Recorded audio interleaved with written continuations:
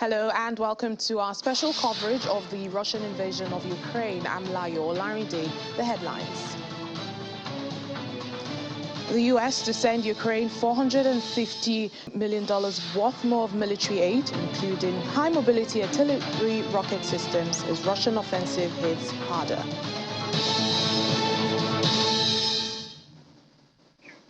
Military transport plane crashes near Russian city of Ryazan, killing at least 2 people.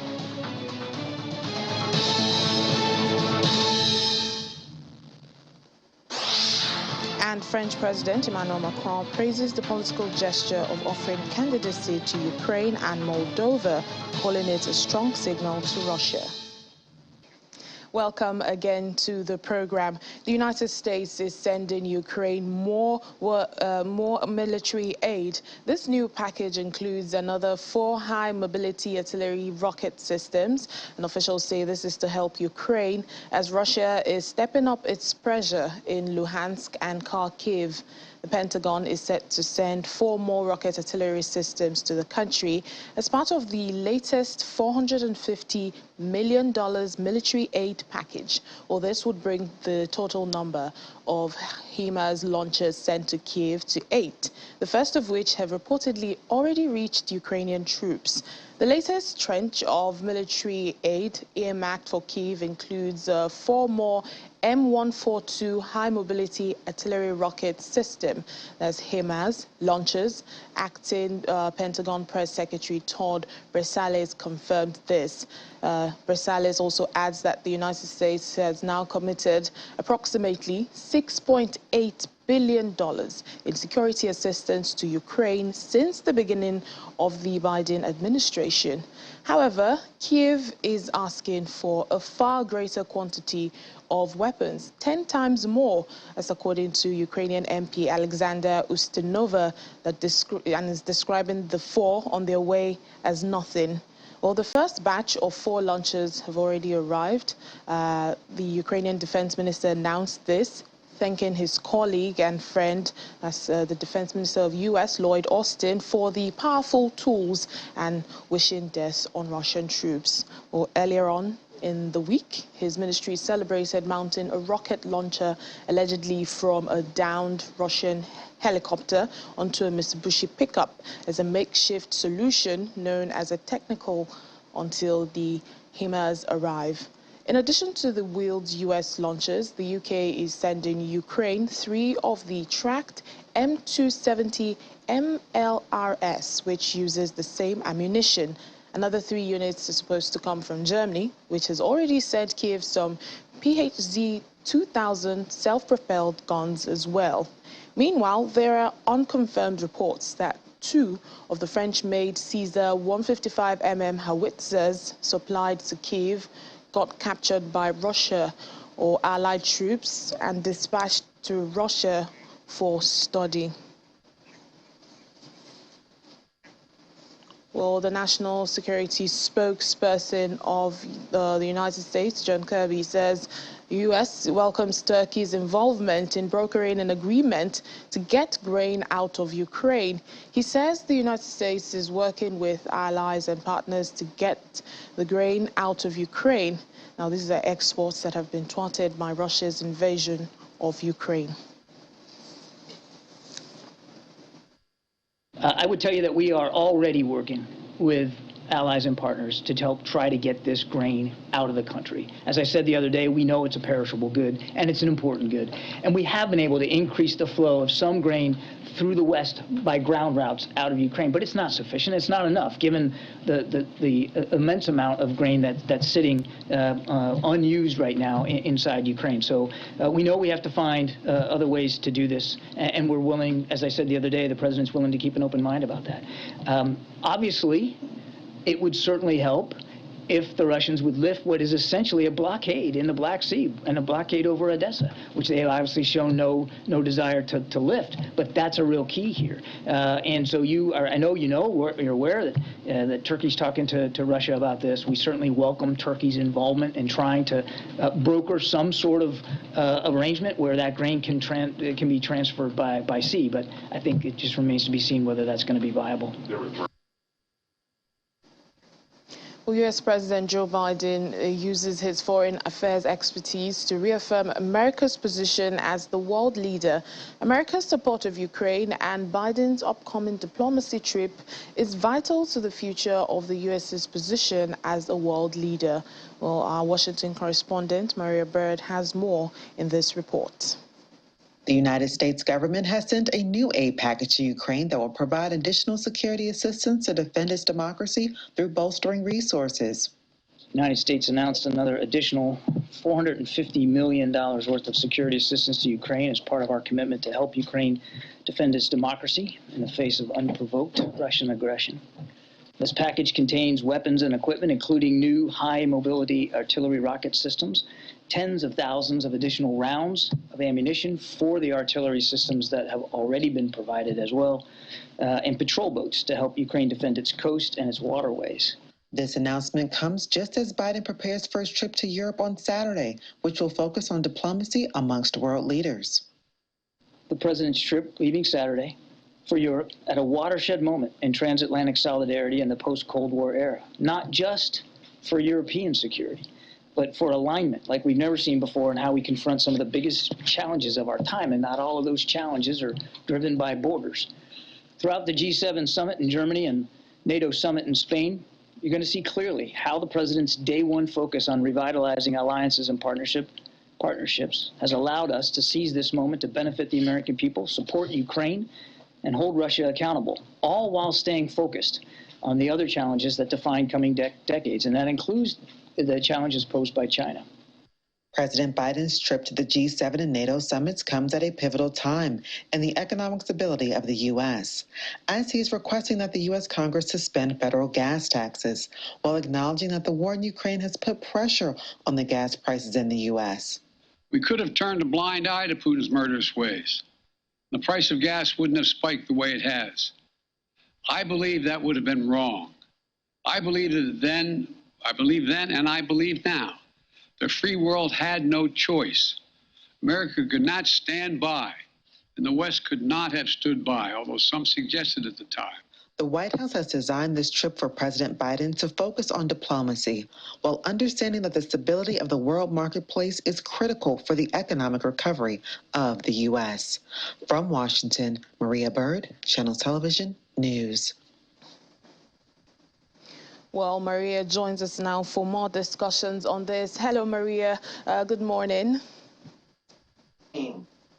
Well, let's begin with the latest package that the U.S. says is going to be sending to Ukraine, $450 million. Talk to us more about that. You're correct. This new package is one that's really going to focus on security. That's really going to focus on helping Ukraine to continue to defend itself. I think this is just another stance that President Biden is making and the American government is making to say that they will continue to support Ukraine. This is about the number 13 or so that we have actually put forth. And so I think this is just a sign President Biden is saying to the Ukrainian people and to President Zelensky that he believes that their sovereignty is extremely important, and that it will cost something to America, which it has since the beginning of the war. Well, we know on Saturday, President Biden is embarking on a diplomacy trip. That's how, the administration has turned it to the Middle East. What countries will he be visiting, and what is he, hoping to achieve? Well, his first stop will be in Germany. Then he will go to Spain. And as we know before that, we talked about how the controversy with him visiting Saudi Arabia. And so this is really about the G7 and NATO summits. But he also would be dealing with a diverse group of world leaders.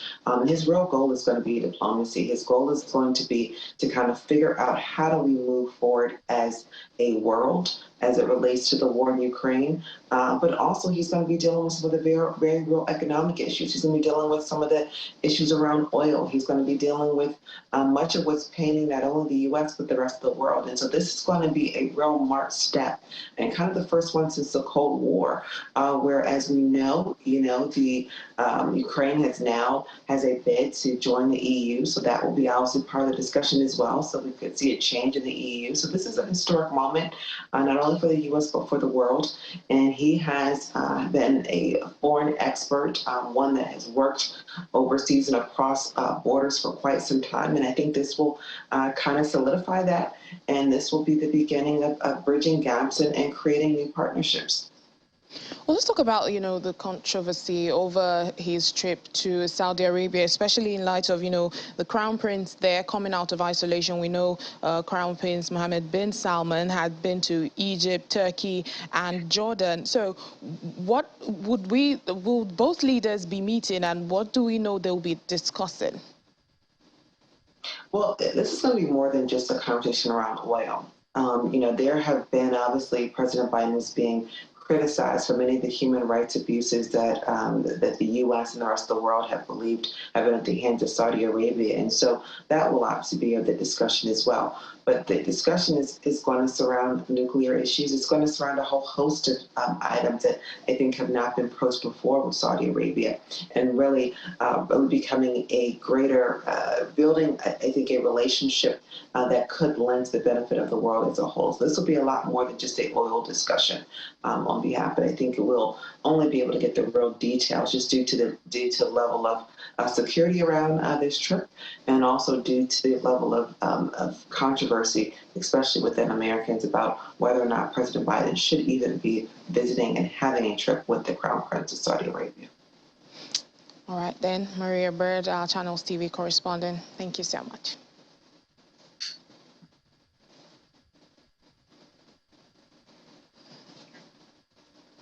Moving on to other stories on the bulletin. Well, several crew members have been killed after a transport aircraft crashed on Friday morning near the city of Ryazan.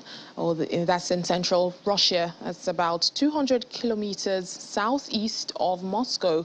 Multiple pictures and videos indicate that the crashed jet was an Ilyushin IL-76, and the Russian Defense Ministry later confirmed that it was a military flight. Well, the military is yet to confirm the number of victims, but initial reports indicate that there were 9 or 10 people on board. Well, at least 2 of them died, while 6 survivors said to have been rushed to local hospitals. The Bazaar and 112 Telegram channels also reported that the jet's engines was on fire before it attempted an emergency landing. But there's not been any reports so far of injuries or damage to infrastructure on the ground as the plane went down in a field near a freeway. The blaze is said to have been swiftly brought under control as multiple fire crews and ambulances were seen responding to the crash. British Prime Minister Boris Johnson says Britain is willing to assist the demining operations off Ukraine's southern coast and is considering offering insurance to ships to move millions of tons of grain stock in the country. Russia's invasion of Ukraine and the blockade of its Black Sea ports has prevented the country, traditionally one of the world's top food producers, from exporting much of the more than 20 million tons of grain stored in its silos. Well, this has helped push food prices to record highs around the world and left tens of millions of people struggling to eat, a crisis which Western officials say could last for 2 years. Well, Turkey is trying to broker talks between the United Nations, Ukraine and Russia to create a possible safe sea corridor in the Black Sea, but Moscow wants some Western sanctions lifted first to be able to facilitate its grain and fertilizer exports. London's insurance market has placed the entire region on its high-risk list, meaning soaring costs for shipments. In the meantime, British Foreign Secretary Liz Truss said separately that urgent action needs to be taken within the next month ahead of the next harvest to be able to maintain supply. a job of work to be done. We're working with the Turks, with other European friends and allies, to see what we can do. I think what the UK possibly has to offer most of all is expertise when it comes to maritime insurance and a lot of expertise in moving goods through, shall we say, contested areas of the sea. Yes, and I mean I don't want to go into the technical or military details, but you can take it from what we've already done in supplying equipment to the Ukrainians to help to protect themselves.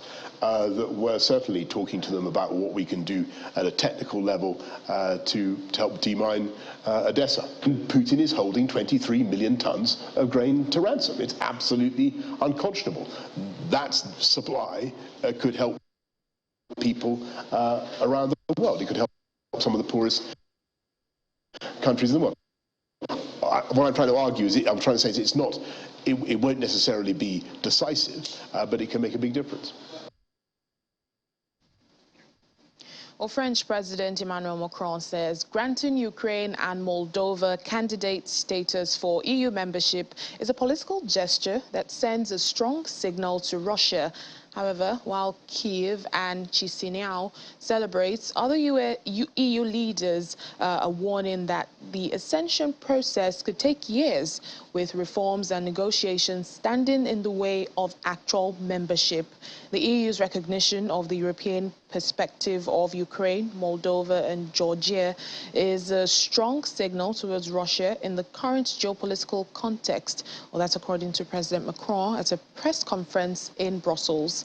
Granting candidate status to Ukraine and Moldova sends a very strong message, he added.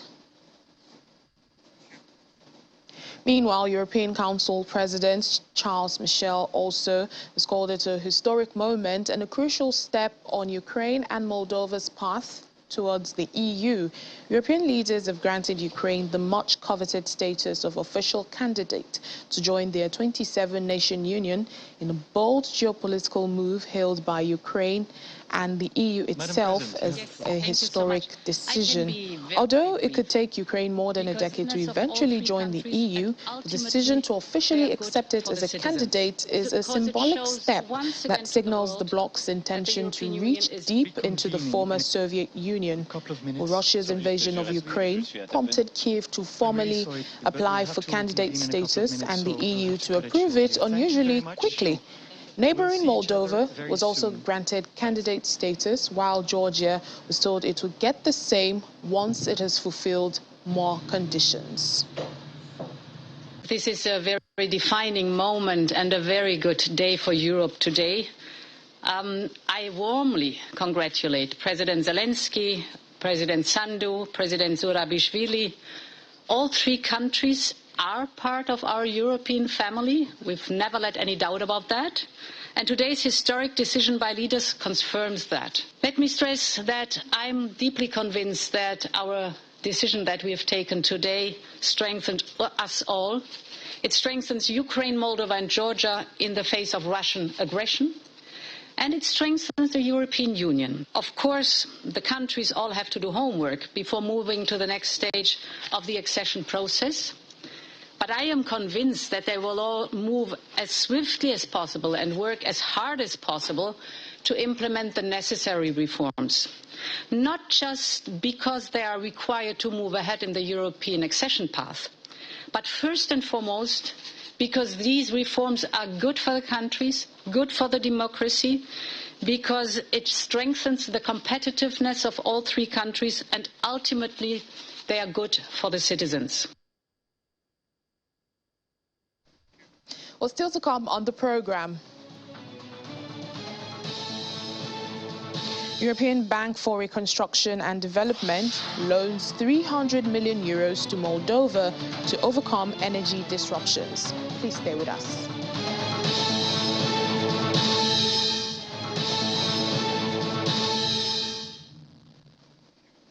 Welcome back to the program. Chinese President Xi Jinping has called on Brics countries to foster a high-quality partnership as they embark on a new journey of cooperation. Xi made the remarks while hosting the 14th Brics summit in Beijing via video link on Thursday evening. Well, other leaders of Brics countries, South Africa President Cyril Ramaphosa, Brazilian President Jair Bolsonaro, Russia's President Vladimir Putin, and Indian Prime Minister Narendra Modi were present at the summit. Well, the summit started around 8 p.m. Beijing time after the five leaders took a virtual group photo. In his welcoming speech, President Xi noted that in the face of formidable and complex circumstances over the past year, Brics countries have embraced the spirit of openness, inclusiveness, and win-win cooperation while enhancing solidarity and coordination to jointly tackle challenges. He adds that the Brics mechanism has demonstrated resilience and vitality, and the cooperation has achieved sound progress and results. President Xi also highlighted that the summit is being held at a critical juncture in the shaping of the future course of humanity.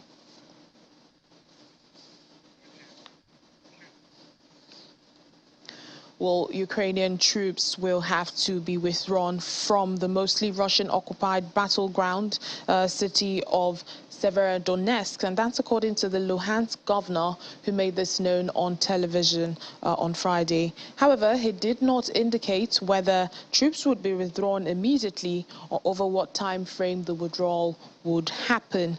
The UK's defense ministry said on Thursday some Ukrainian troops had withdrawn from the Lysychansk region to avoid being encircled. If Russia takes both Severodonetsk and Lysychansk, it will hold the Luhansk region, which is one of the two regions that make up the Donbass.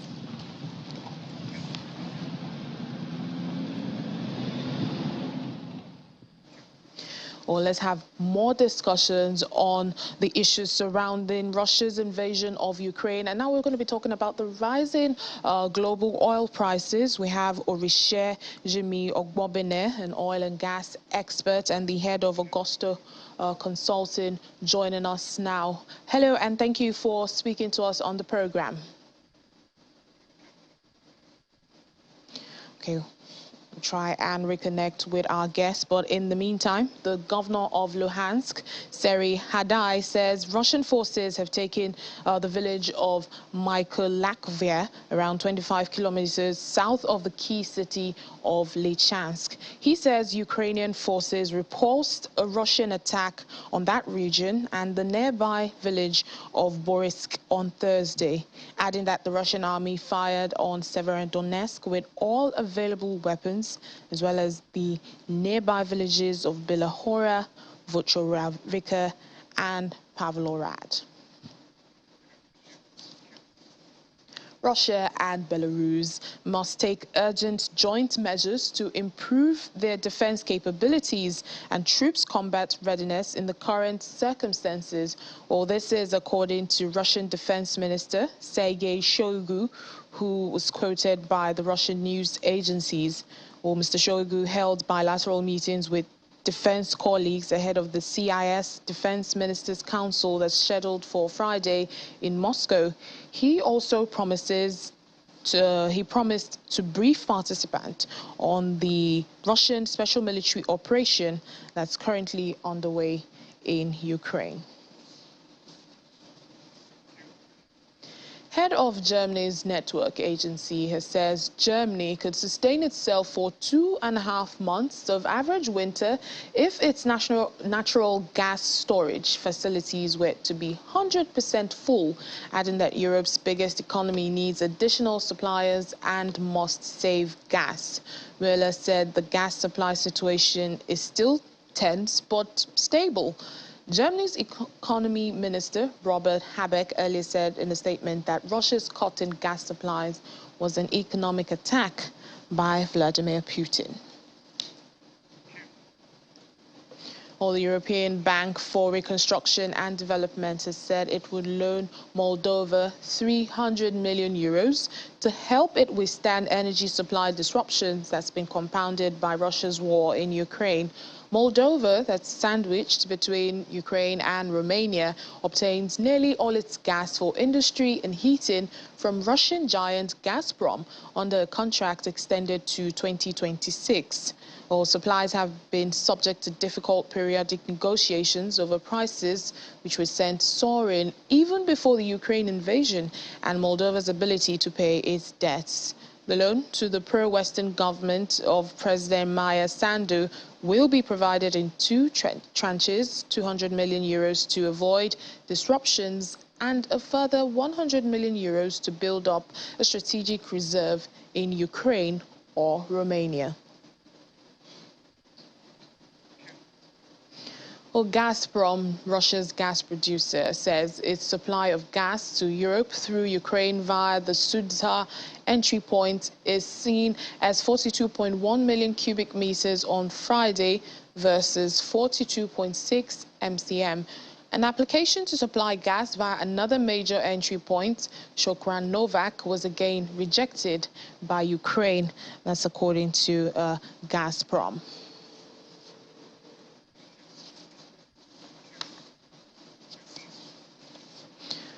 Well, in the world of sports, U.S. sportswear maker Nike is making a full exit from Russia 3 months after suspending its operations there. Well, the company made this known in an email statement. Nike says on March 3rd it will temporarily suspend operations at its Nike-owned and operated stores in Russia in response to Moscow's actions in Ukraine, adding that those still open were operated by independent partners. On Thursday, it joined other major Western brands like McDonald's and Google in confirming it will leave the country completely. Foreign companies seeking to exit Russia over what it calls its special military operation in Ukraine face the prospect of new laws being passed in the coming weeks, allowing Moscow to seize assets and impose criminal penalties. Well, that has encouraged some businesses to accelerate their departure. For Nike, which is less than 1% of its revenue from Ukraine and Russia combined, the move is largely symbolic rather than material to its results.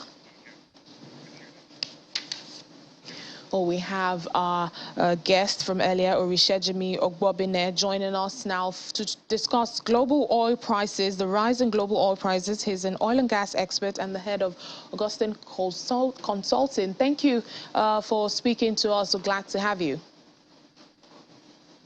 Good morning, and how are you today? I'm very well, thank you. Well, let's begin with oil prices that have tapered from $123 a barrel to just about $115.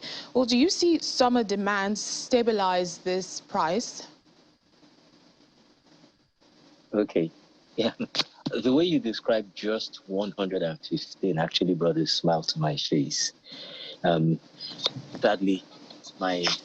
Sadly, my video is off because you'd have seen the broad smile, because 115 is not a stable market. 123, 115, and most of these prices above 100 are actually bad news for global economic growth. Okay, so at 115, 123, 110, we will probably constrain the world's economic growth at oil prices at such levels. Is quite unsustainable. Okay, and lots of countries are already hurting from rising inflation, from rising energy prices. And when I mean lots of countries, I do not mean the poor or the developing countries or the African countries. Even in the West, in the US, inflation, gas prices is becoming a hot topical and a hot political issue. Okay, so yes, we will continue to see volatilities that will push oil prices within this around this above $100 mark. But the real danger there is this: the world's economy cannot be healthy with oil prices around current levels. So you've highlighted these issues. What can these countries now do to, alleviate this situation? Is there something that can be done? Well, like most commodities, is a function of demand and supply. Okay, so one of the things that can be done is to ramp up supply, because what you have, whenever demand outweighs supply, then prices rise. And why do we have this demand supply distortion? The Russia-Ukraine war has distorted the oil markets because Russia is a major oil producer in the world. And remember that OPEC right now, the strategy for OPEC led by Saudi Arabia is to pursue pricing. In other words, to push up pricing as high or as much as they can.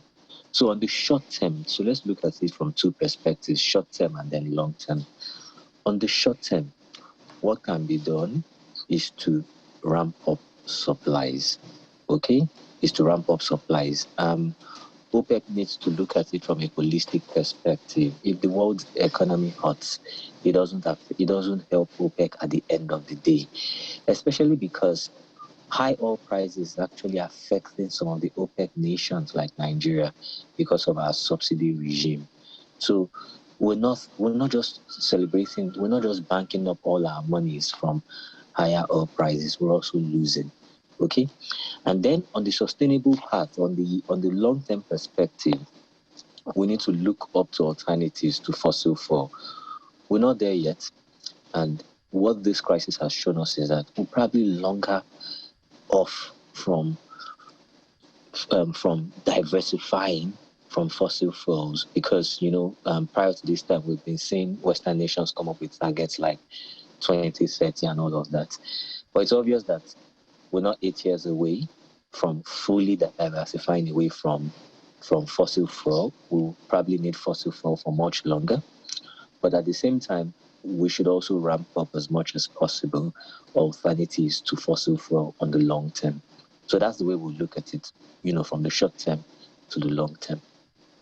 Well, let's talk about the European Union now. They've been hunting for, a replacement for Russian oil and gas. How successful do you think they've been so far? Okay, now, a replacement, so we can gradually bring in the Nigerian narrative here as well. Now, there are two ways to look at this. First, we've been talking about sustainability, and I'm about to contradict myself here. Talking about sustainability, diversifying away from fossil fuels, and relying more on clean energy. And then this crisis comes and it shows us that first, we're still going to be dependent for much longer on fossil fuels.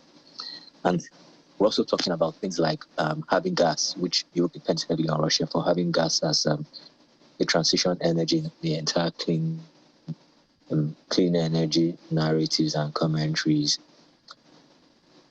Countries like Nigeria come in here, but we're not yet ready to replace Russia, and we're not ready for a few years to come. We've got 27 of the LNG coming on stream in another 2, maybe maximum 3 years. But remember that we ought to have been somewhere around 3 in 10 to 12. So we're not yet ready to replace Russian oil. It creates an upside for Nigeria, okay? And for a country whose economic commentaries are sort of struggling for an upside, then I think this is worthy of note. It creates an upside for us. But for us to harness these upsides, what we need to do is we need investments. We need to deepen investments in structural issues. All right. To Europe and its other key partners. Okay, Mr. Ogbobene, let's talk about the U.S. Gas tax holiday. What would you say are some of the possible spillover effects of that globally? Okay, well, this is first, you need to look at it from a domestic policy perspective rather than before you refer to it as before you look at the global ramifications. This is domestic because U.S. citizens are complaining about rising energy prices at gas stations in the country, and a few months ago or so, maybe about 2 months ago, 3 months ago, President Biden had spoken about releasing more petrol from strategic reserves, okay, to stabilize prices. Because remember, I had already alluded to the fact that this is a demand and supply, this is a demand-supply dynamic really playing out in the markets. Okay, so by releasing from strategic reserves, what he planned to do was to increase supply. That hasn't had the kind of effect the U.S. government of Biden, the U.S. Biden-led government was expecting. So on the other hand, a country facing a wide deficit, and remember that President Biden is a Democrat who tend to be more pro-tax because the taxes help fund the welfare state. But for the government to talk about lifting these taxes, it shows how much they recognize that rising energy prices and gas prices are affecting the pockets of the average American. So the essence of that policy basically is this: take up the prices, the gas element of the pricing, and maybe it would achieve some dent on the retail price at the gas stations, hopefully. Okay? What this does to the world is to show countries that there are policy alternatives that can be tinkered with, okay, in alleviating local issues. This, because go around the world today, and each country is talking about these local issues. It's affecting Ghana at the moment, okay? A few days ago, the Central Bank of Ghana said that they may begin to ration FX, foreign exchange, to importers of refined crude, refined petroleum, okay? So, but at the other end, Ghana also has what you may call somewhat predatory taxes on petrol. So this is a pointer to countries that you may just have to, do much more than normal to help stabilize prices and alleviate the sufferings on your citizens of higher energy prices. All right, finally, sir, the issue of supply chain disruptions and, Russia changing its customers from Europe to Asia. What does this mean? Okay, it means two things. You've got to look at it from the political and diplomatic perspective, and you've also got to look at it from the core of the issue, the energy pricing for these countries. So first, let's look at it from the geopolitical and diplomatic perspective. Remember that nations like India, that could possibly be referred to as allies to the US, chose to stay somewhere between neutral and subtly pro-Russia. Okay? And what this means is that they basically do not recognize the US and Western-led sanctions against Russia. Some of those sanctions being to minimize exposure to Russian gas. Same with China. Of course, China's position is quite clear. I wouldn't come as a surprise to most diplomatic analysts, okay? Now, so that's looking at it from the diplomatic and geopolitical perspective, that these countries have chosen to take an independent point of view on this issue. They see, and what some of them have said is that the Russia-Ukraine crisis, we stand with no one, and we are not for anyone. And as a result, we can deal with Russia. On the other hand, what has also happened is that at a period of rising oil prices, they are able to negotiate energy from Russia at a discount to the market. What the discount comes to, I do not have the figures, but remember that for them, their economies would also have been hurting, or still hurting from high oil prices. And I just talked about the US introducing tax rebates to alleviate the pains of its people, okay, who are buying higher oil prices. So countries are trying to resort to orthodox and unorthodox means, which is what you're seeing amongst the Asians. This is about national economic policy. If I can get oil at lower from Russia, so be it. Basically, that's what these countries have said, and that's what they are doing. And that's the policy they are pursuing. Basically, everyone is doing what is best for them and their country. Well, thank you so much, Mr. Orishejimi Ogbobene, oil and gas expert and the head of Augusto Consulting. Thank you for speaking to us on the program today. Thank you very much. Bye. Well, still to come on the program. Ukrainians in Brussels hail EU candidate status as a morale booster.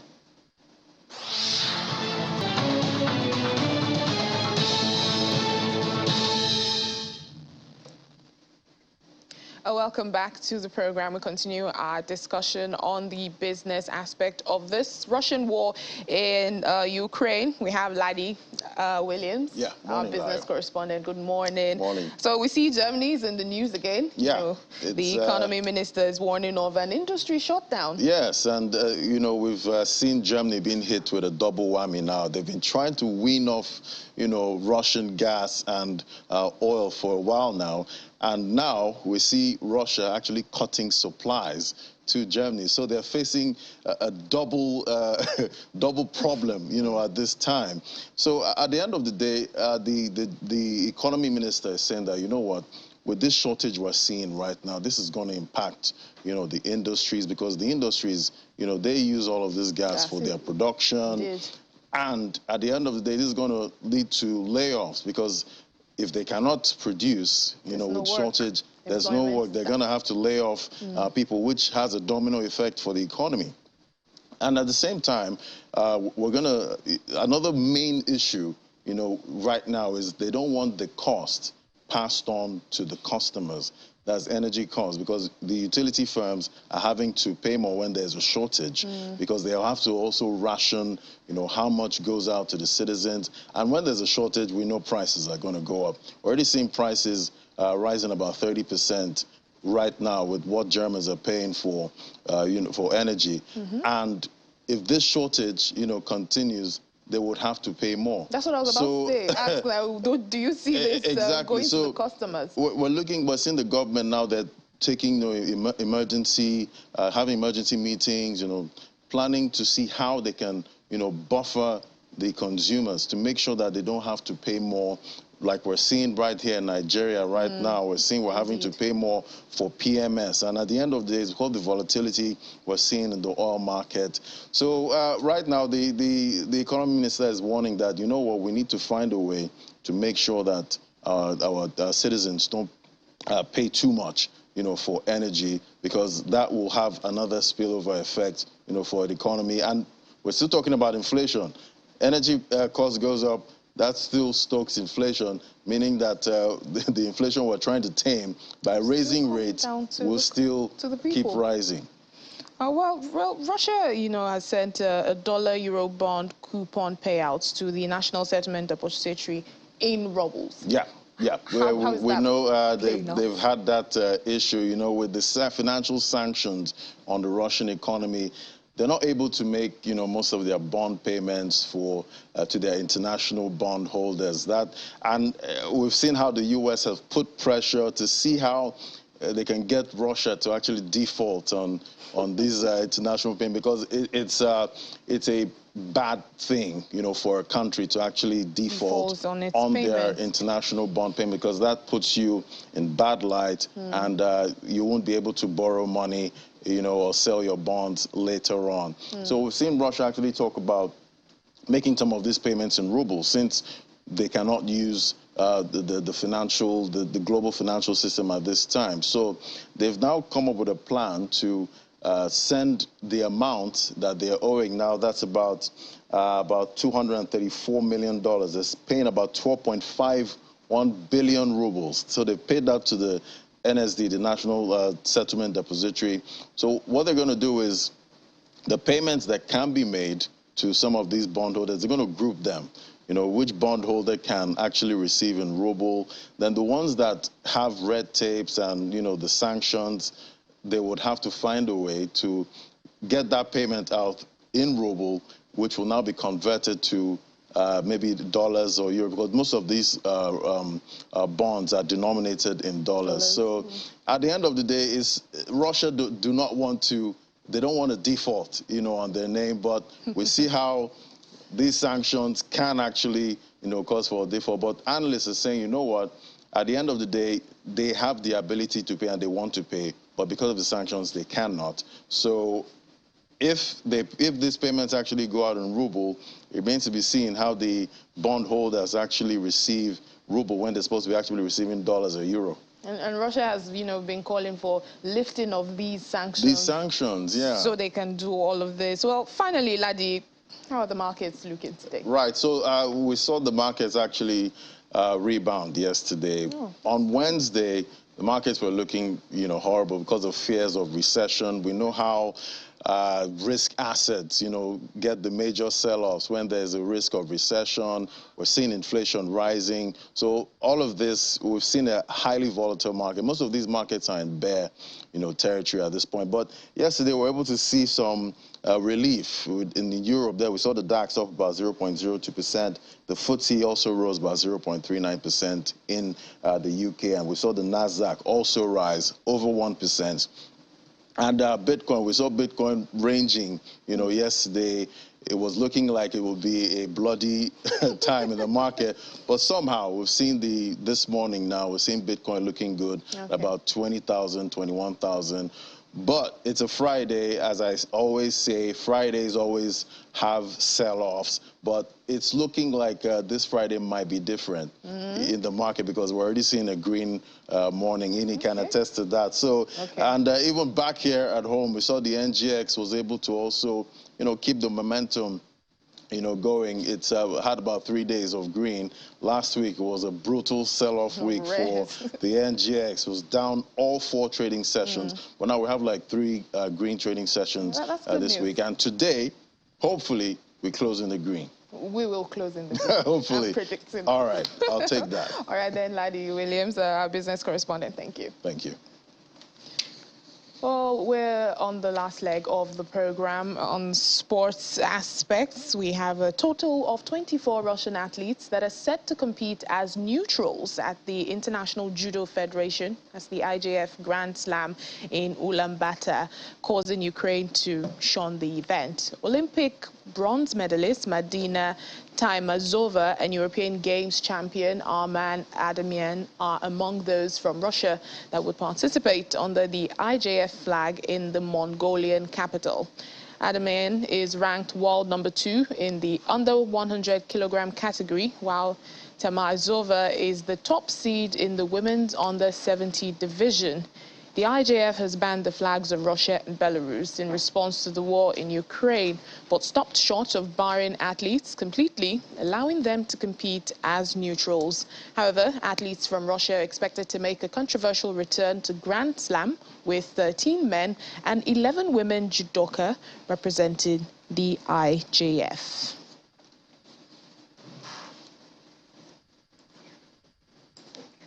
And finally, on the program, Ukrainians in Brussels held a protest outside the venue of a summit where leaders were set to give the country the status of an official candidate to join the European Union.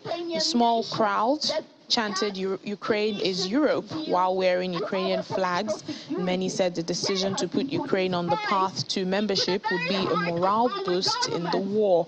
Although it will take Ukraine and fellow candidate Moldova years and perhaps more than a decade to qualify for membership, the summit decision will be a symbolic step that signals the EU's intention to reach deep into the former Soviet Union.